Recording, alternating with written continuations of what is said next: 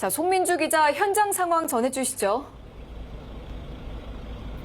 네, 도서관 공사 붕괴 사고 현장에 나와 있습니다. 이곳은 밤이 깊어지자 조명을 밝힌 채 매몰자 수색을 이어가고 있습니다. 제 뒤로는 빨간색 철골 구조물이 휘어지고 끊어져 있는데요.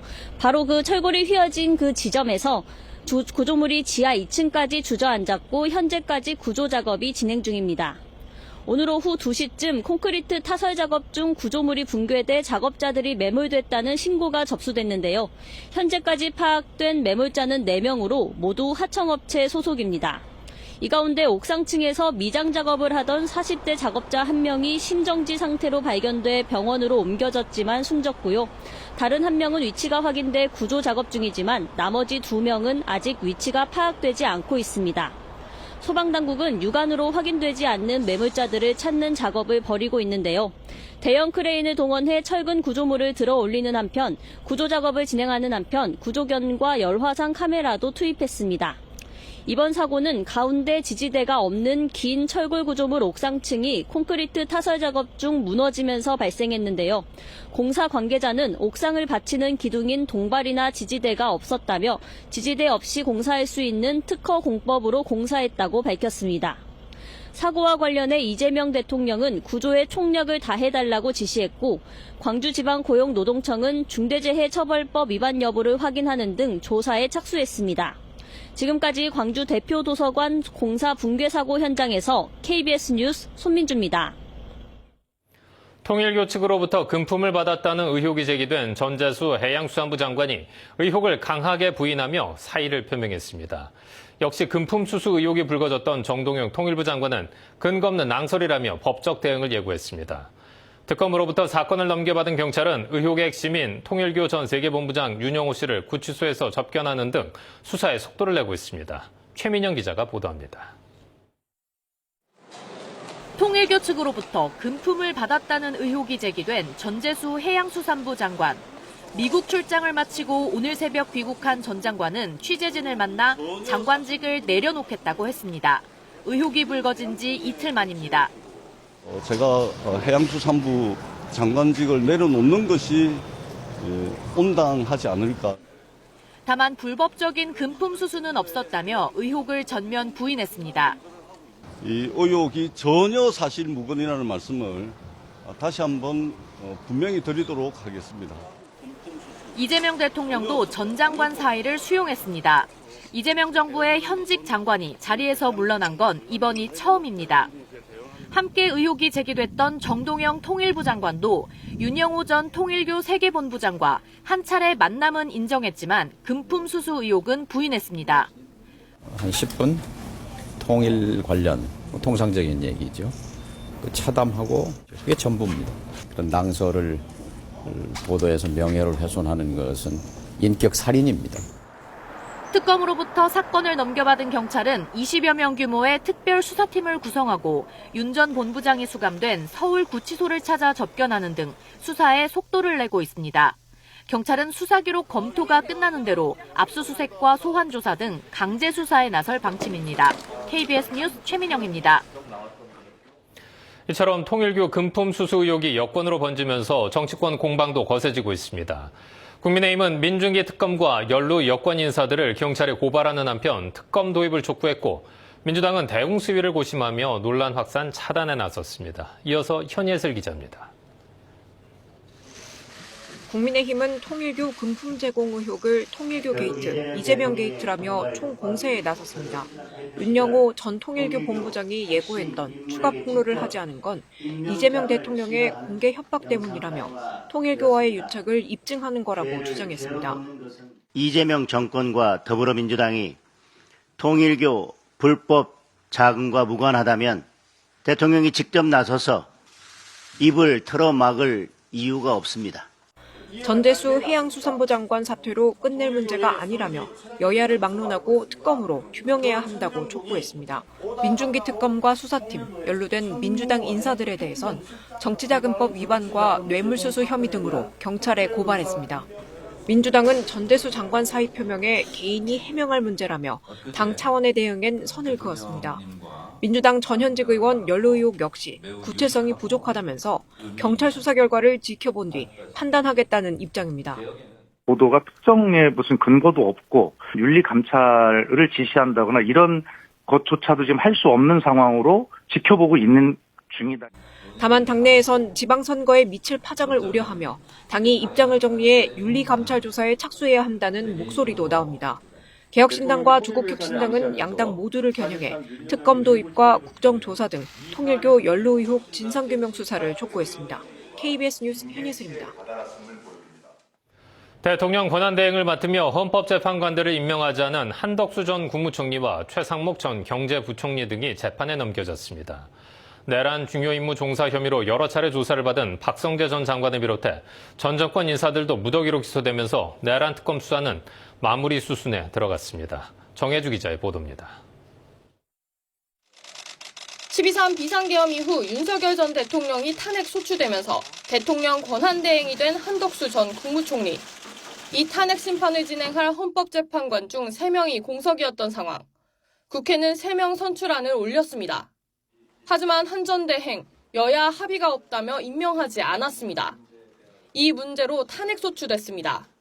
헌법재판소의 구성과 헌법재판관 임명에 대하여 합리적인 국민이 이견 없이 수용할 수 있는 현명한 해법이 뒤이어 대행의 대행이 된 최상목 전 경제부총리는 후보자 2명을 임명했지만 마은혁 후보자 임명을 보류했습니다.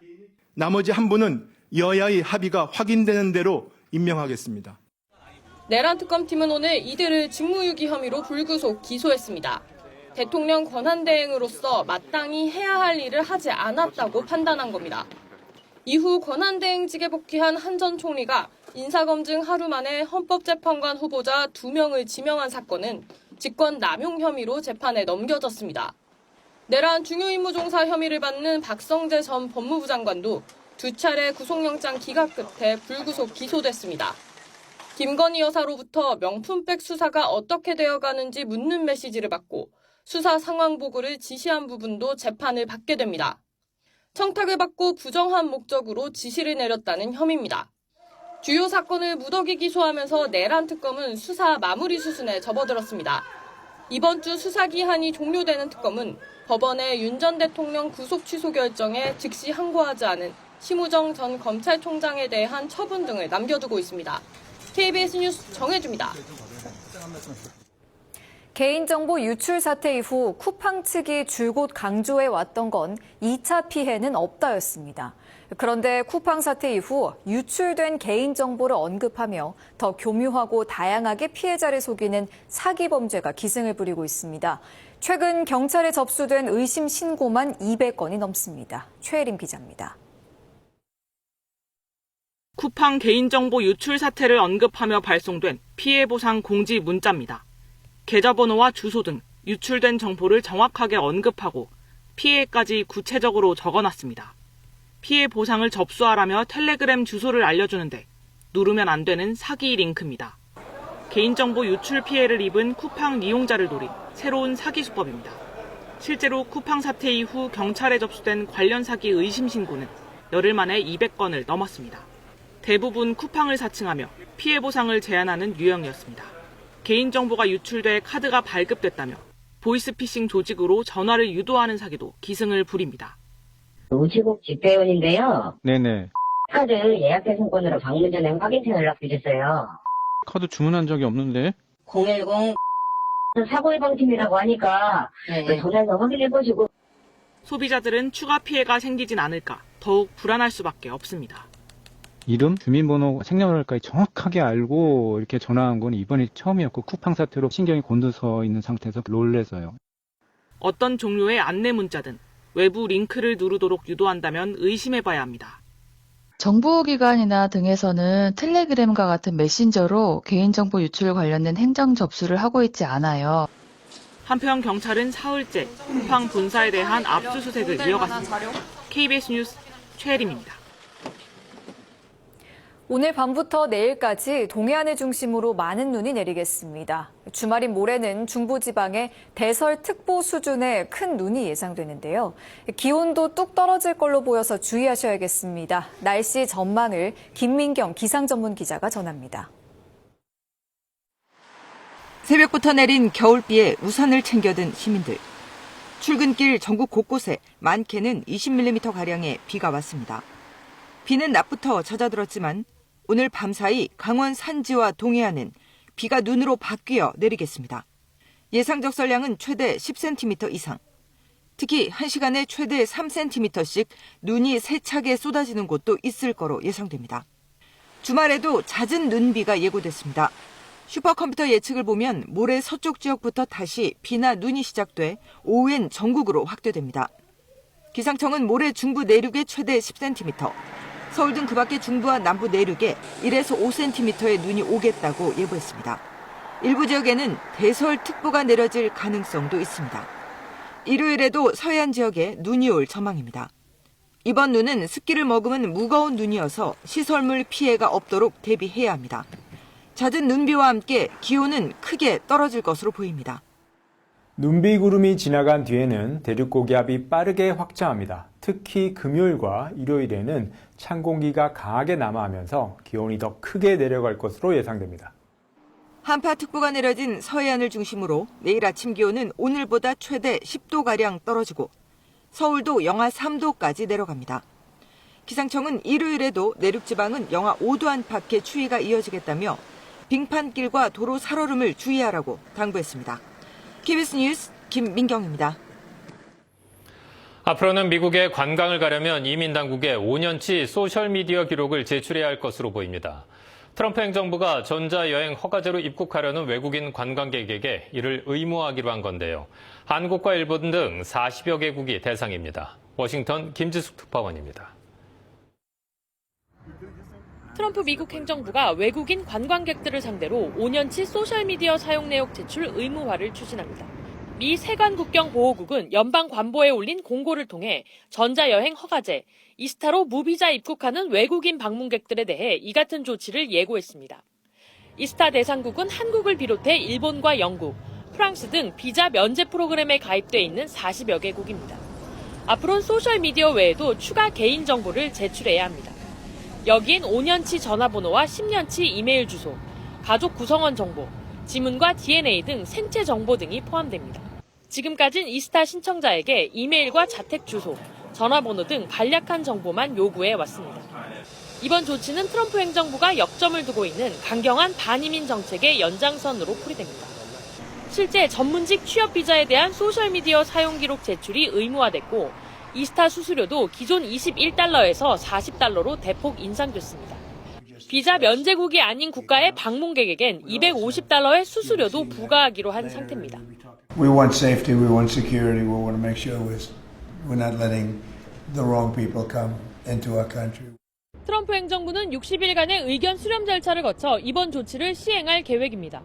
내년 월드컵 개최를 앞둔 상황에서 미국 입국 시 대기 시간이 길어지고 심사도 면밀해질 거란 전망이 나옵니다. 워싱턴에서 KBS 뉴스 김지숙입니다. 미국 중앙은행 격인 연방준비제도가 기준금리를 인하했습니다. 이번 인하 결정은 만장일치가 아니었는데 동결과 더 내리자는 의견이 모두 존재했습니다. 연준은 내년에 금리를 한 차례만 내릴 것으로 예상했습니다. 뉴욕 박일중 특파원입니다. 미 연방준비제도가 올해 마지막 금리 결정 회의를 열고 기준금리를 0.25%포인트 인하하기로 했습니다. 3회 연속 인하로 미국 기준금리는 연 3.5에서 3.75%가 됐습니다. 우리나라와의 금리 격차는 최대 1.25%포인트로 줄었습니다. 관세가 물가를 자극하고 있지만 그 영향은 일시적이라면서 고용시장에 대한 우려를 더 나타냈습니다. Our obligation is to make sure that a one-time increase in the price level does not become an ongoing inflation problem. But with downside risks to employment having risen in recent months, the balance of risks has shifted. 다만 인하 결정은 이번에도 만장일치가 아니었고 본인도 힘든 결정이었다고 말했습니다. 12명의 투표권을 가진 위원 가운데 9명이 찬성했고 1명은 0.5%포인트 인하, 이른바 B컷을, 2명은 동결을 지지했습니다. 물가에 대한 우려도 그만큼 컸다는 얘기입니다. 파월 의장은 재인상 의견은 검토되지 않았다고 덧붙였습니다. 내년 전망과 관련해선 연준 위원들은 금리를 한 번만 내릴 것으로 예상했습니다. 내년 경제 성장률은 2.3%로 9월 전망 때보다 높였고 실업률은 그대로, 물가 상승률은 2.4%로 낮춰 잡았습니다. 기준금리가 인하되면서 미 10년 만기 국채금리 등 시장금리는 하락했고 혼조세로 출발한 뉴욕 주식시장은 상승 마감했습니다. 뉴욕에서 KBS 뉴스 박일준입니다. 보이스피싱에 속아 현금을 인출했던 남성이 현금 수거책에게 돈을 넘기기 전 의심을 품고 경찰에 신고해 가까스로 피해를 모면했습니다. 신고를 받은 경찰은 사복 차림으로 현장을 덮치는 기지를 발휘해 수거책을 검거했습니다. 백상현 기자입니다. 통화 중인 60대 남성에게 꾸벅 인사를 하며 다가오는 남성. 보이스피싱 일당이 보낸 현금 수거책입니다. 수거책이 2,500만 원을 건네받으려는 순간 남성 3명이 수거책을 체포합니다. 보이스피싱 의심 신고를 받고 사복 차림으로 대기한 경찰관들입니다. 보이스피싱 일당은 60대 남성에게 신청한 기존 대출이 막혔다며 혜택을 주는 것처럼 접근해왔습니다. 계약 기간권이 있음에도 불구하고 불법 대출을 진행해드리고 있는 거예요. 특별 대출엔 보증금이 필요하다며 계좌 송금이 아니라 만나서 현금으로 달라고 요구했습니다.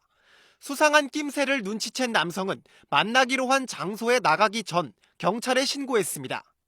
돈을 가지고 와서 사람이 나와서 가져가거든요. 보이스피싱 같아갖고. 거리에서 피해자를 미리 만난 경찰은 거리를 두고 따라가며 접선 장소로 함께 이동했습니다. 피해자의 신속한 판단과 사복 차림에 개인 차량으로 출동한 경찰의 기지에 보이스피싱은 미수에 그쳤습니다. 절대 신고하지 마라라는 멘트를 되게 많이 하더라고요. 그런 말을 들을수록 당황을 할수록 신고를 하시는 게 피해 예방을 위해서는. 경찰 조사에서 수거책은 고액 아르바이트인 줄 알았을 뿐 보이스피싱인 줄은 몰랐다고 진술한 것으로 전해졌습니다. KBS 뉴스 백상현입니다. 연 12,000%, 그야말로 살인적인 이자율로 돈을 빌려준 불법 대부 조직이 검거됐습니다. 급전이 필요하지만 금융권 대출을 받기 어려운 이들이 대상이었는데요. 상황이 늦어지면 어린 자녀들까지 협박하는 등 불법 추심을 일삼았습니다. 이윤우 기자입니다. 나와. 집안으로 경찰관이 들이닥칩니다. 거실 곳곳에 컴퓨터 여러 대가 눈에 띕니다. 불법 대부 조직이 사무실로 사용한 아파트입니다. 이들은 100만 원에서 500만 원의 소액 대출을 해준 뒤 최대 연 12,000% 이자를 매겼습니다. 피해자들은 대부분 급전이 필요한 대학생과 주부, 실직자 등이었습니다. 담보 없이 대출을 해주는 대신 얼굴 사진과 지인 연락처를 요구했는데 상환이 늦어지면 피해자가 유흥업소에 다닌다는 허위 문자 메시지를 지인들에게 보내거나 SNS에 얼굴 사진을 올리며 협박을 이어갔습니다. 누구신데요? 누구이네. 570만 원 왔나 그래. 문자 계속 보내줄게. 끊어라. 피해자들의 자녀에게 성적 학대와 욕설 등이 담긴 문자 메시지를 보내기도 했습니다. 이들은 지난해 6월부터 피해자 170여 명에게 대부금 5억여 원을 빌려주고 부당이득을 얻은 것으로 조사됐습니다. 범행에 가담한 이들은 모두 20대 학교 선후배로 대포폰과 대포계좌, 가명을 사용했습니다. 또 여러 개의 메신저 계정을 번갈아 쓰고 대단지 고층 아파트를 옮겨 다니며 경찰 추적을 따돌렸습니다. 수익금은 대포계좌로 관리하며 상품권 및 현금으로 환전하여 자금을 세탁하기도 하였습니다. 경찰은 불법 대부 조직 총책 등 12명을 검거하고 영업팀장 등 4명을 구속했습니다. KBS 뉴스 이윤우입니다. 잠자던 태국인 아내의 얼굴에 끓는 물을 부은 남편이 경찰에 붙잡혔습니다. 의정부 경찰서는 40대 한국인 남성을 상해 혐의로 입건해 조사하고 있습니다. 이 남성은 지난 3일 의정부의 한 아파트에서 잠든 아내의 얼굴에 끓는 물을 부어 2도 화상을 입게 한 것으로 조사됐습니다. 아내는 경찰에서 자신이 다른 남자를 만날까 봐 남편이 걱정했다고 진술한 것으로 전해졌습니다. 서울 지하철 1에서 8호선을 운영하는 서울교통공사 노사가 총파업 예고일을 하루 앞두고 막판 교섭을 진행하고 있습니다. 협상이 결렬되면 내일부터 수도권 교통 혼잡이 불가피해 보이는데요. 교섭 장소에 나가 있는 취재기자 연결하겠습니다. 자, 이세영 기자, 막판 교섭 상황 전해주십시오. 네, 오후에 중단됐던 양측 교섭은 4시간 가까이 열리지 않고 있습니다. 노사가 접점을 찾지 못하고 정회를 선언한 건데요. 총파업 예고일이 하루 앞으로 다가온 만큼 교섭장에서는 한때 고성이 오가는 등 긴장된 모습이 연출되기도 했습니다. 지금 현재는 이견이 너무 크고요. 우리 기관이 정한 정원조차도 지금 얘기하고 있지 못하고요. 서울교통공사의 3개 노조가 릴레이 형식으로 교섭을 진행 중인데 노사는 현재 서로가 제시한 합의안을 토대로 논의를 진행 중입니다. 이 주요 쟁점은 임금 인상률과 신규 채용 규모입니다. 먼저 노조는 정년퇴직 인원과 결원 등을 감안하면 1,200여 명을 충원해야 한다고 주장하고 있습니다. 하지만 사측은 서울시가 신규 채용 규모 280여 명을 제시했다며 난색을 보이고 있습니다. 임금 문제도 노조는 정부가 정한 올해 공공기관 임금 인상률 3%를 지켜야 한다는 입장이지만 사측은 1.8%를 제시했습니다. 주요 쟁점이 합의되지 않으면 노조의 파업으로 서울 지하철 1에서 8호선은 내일 첫 차부터 차질을 빚을 수 있습니다. 파업 현실화 상황에 대비해 서울시는 비상수송 대책본부를 꾸리고 추가 차량을 투입할 예정입니다. 또 파업에 참여하지 않는 직원 등 13,000여 명을 투입해 출근 시간대 운행률 100%, 퇴근 시간대 88% 수준을 유지해 충격파를 최소화하겠다는 계획입니다. 3개 노조의 공동 파업 여부가 달려있는 만큼 오늘 늦은 시각까지 줄다리기 협상이 예상됩니다. 지금까지 서울교통공사 노사 교섭장에서 KBS 뉴스 이세연입니다. 출범 2달이 지난 방송미디어통신심의위원회가 말 그대로 개점 휴업 상태입니다. 위원회 인선이 이루어지지 않고 있기 때문인데 그러는 사이 불법 정보가 방치되는 등 각종 문제가 불거지고 있습니다. 김민철 기자입니다. 개인정보가 대량 유출된 쿠팡 사태. 수사는 물론 각종 대책도 쏟아지고 있지만 온라인상에는 쿠팡 계정을 사고 판다는 글들이 눈에 쉽게 띕니다. 여기에 각종 SNS 계정 거래 글도 넘쳐나고 있습니다. 실제로 개인정보보호위원회가 파악한 관련 불법 게시물만 지난 6년 동안 100만 건에 이릅니다. 그런데 이런 불법 게시물에 대한 실질적인 조치는 거의 이뤄지지 않습니다. 신고된 건수가 지금 150건입니다. 딱 한 건 처리하셨더라고요. 6월 4일 이후 디지털 성범죄 요구 시정 건수 881건 중에 단 한 건도 조치가 안 됐습니다. 0건입니다. 삭제나 차단 권한을 가진 방송미디어통신심의위원회가 거의 반년째 사실상 기능을 멈춘 탓입니다. 박미 심의는 위원 9명으로 구성하는데 지난 10월 출범 이후 새 법에 따른 위원 인선은 진행되지 않고 있습니다.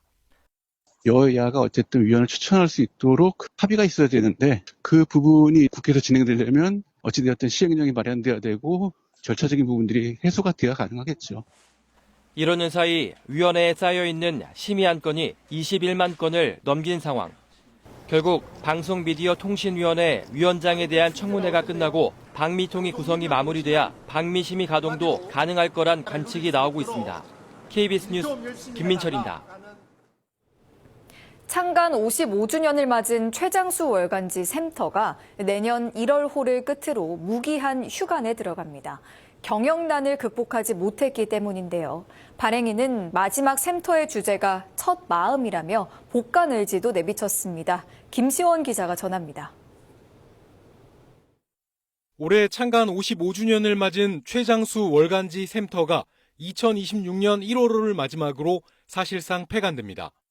샘터 측은 오는 24일 발간될 671호 잡지를 끝으로 무기한 휴관에 들어간다고 공지했습니다. 월간지 샘터는 1970년 4월 젊음을 아끼자를 특집 주제로 삼아 창간했습니다. 알찬 내용과 착한 가격으로 지식과 교양에 목마른 서민들의 갈증을 달래준 국민 잡지였습니다. 그동안 11,000여 개의 독자 사연을 실었고 독자들은 따뜻하고 진솔한 사연을 나누며 큰 공감을 얻었습니다. 피천득 작가와 이혜인 수녀, 장영희 전 서강대 교수 등의 연재도 사랑을 받았습니다. 하지만 미디어 환경 변화로 경영에 어려움을 겪었고 2019년 10월 휴관을 발표했습니다. 이후 독자의 기부와 후원으로 곧바로 발행이 재개됐지만 정기 구독률 하락 등으로 결국 무기한 휴관에 들어갔습니다. 마지막 샘터의 주제는 첫 마음으로 정호승 시인과 이혜인 수녀, 106살 철학자 김영석 교수의 글이 실립니다. 창간호에 실렸던 표지를 그대로 살렸습니다. 김성구 발행인은 충만한 기쁨, 내일을 위한 노력, 타인을 향한 배려 같은 긍정적인 자세들은 결국 의욕적으로 살아갈 힘으로 치환된다며 젊음을 귀하게 여기는 마음만 잃지 않는다면 우리를 든든히 지탱하는 힘은 마르지 않는 샘물처럼 솟아날 거라고 휴관 안내문에 적었습니다. 언젠가 냉동인간처럼 다시 반짝 태어나 독자 여러분에게 인사드릴 것을 약속드린다고 밝혔습니다. KBS 뉴스 김시원입니다.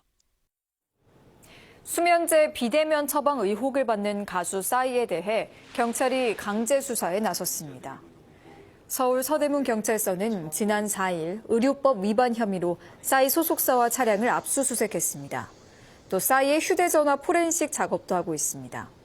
싸이는 2022년부터 최근까지 서울의 한 대학병원에서 대면 진료 없이 향정신성 의약품 처방을 받고 매니저를 통해 의약품을 대리 수령했다는 의혹을 받고 있습니다.